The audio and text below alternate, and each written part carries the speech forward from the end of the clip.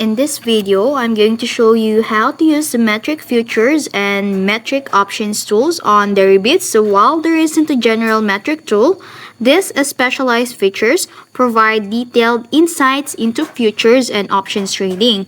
So first, make sure you are logged into Deribit.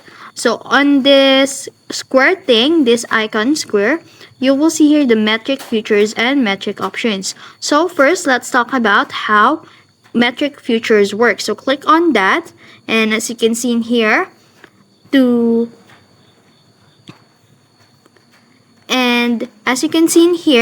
metric futures is to access data specific to futures contracts. So in here, you can analyze trading volume.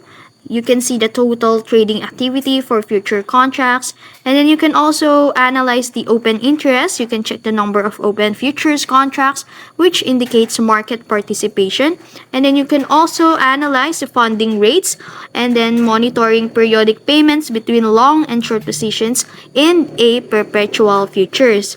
And then you can use this total to analyze trends and plan your futures trading strategies. And for the metric options, you can click the metric options from this square thing again, and then click on that.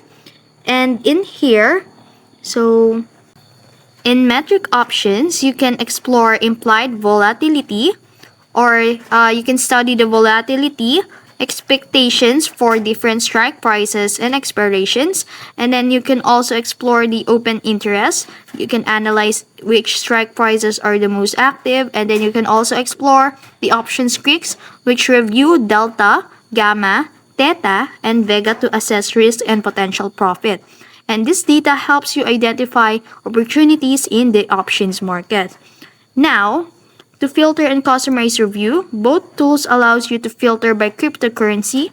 For example, if you are using the BTC or Ethereum, and then adjust time frames for better insights.